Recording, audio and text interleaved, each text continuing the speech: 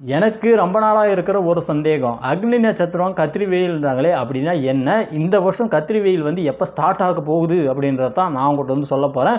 First அக்னி நட்சத்திரம் அப்படின்னா என்னென்னு வந்து தெரிஞ்சுக்கலாம். நம்முடைய தமிழ் பஞ்சாங்கப்படி பார்த்தீங்கன்னா மொத்தமாக 27 நட்சத்திரங்கள் இருக்குது. இந்த 27 நட்சத்திரங்களில் ரொம்பவே முக்கியமான 2 நட்சத்திரம் அப்படின்னா, ஒன்று பரணி நட்சத்திரம், இன்னொன்று பார்த்தீங்கன்னா கிருத்திகை நட்சத்திரம். சூரியன் இந்த பரணி நட்சத்திரத்திலிருந்து கிருத்திகை நட்சத்திரத்துக்கு போகக்கூடிய நாட்கள் தான் 21 நாட்கள். அந்த 21 நாட்கள் தான் பார்த்தீங்கன்னா அக்னி நட்சத்திரம் கத்திரி வெயில் நாட்கள்னு சொல்லுவாங்க. ஸோ இந்த காலகட்டத்தில் பார்த்தீங்கன்னா அந்த சூரிய ஒளி அந்த கதிர் பார்த்தீங்கன்னா வந்து அப்படி செங்குத்தாக வந்து பூமியை வந்து அடிக்கும். ஸோ அப்போ பார்த்தீங்கன்னா வந்து அதீத வெப்பம் வந்து இருக்கும்.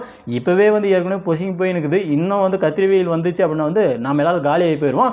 வருகின்ற மே 4 தொடங்கி மே 28, அதாவது தமிழ் அப்படி சொல்லணும் அப்படின்னு பார்த்தீங்கன்னா சித்திரை 21லேருந்து வைகாசி 14ஆம் தேதி வரைக்கும் பார்த்தீங்கன்னா சூரியன் வந்து சுட்டு எரிக்கும் அப்படின்னு சொல்லுவாங்க. ஸோ அந்த காலகட்டத்தில் பாதி நாள் மழை பெய்யும், பாதி நாட்கள் பார்த்தீங்கன்னா வந்து கடுமையான வெயில் இருக்கும்.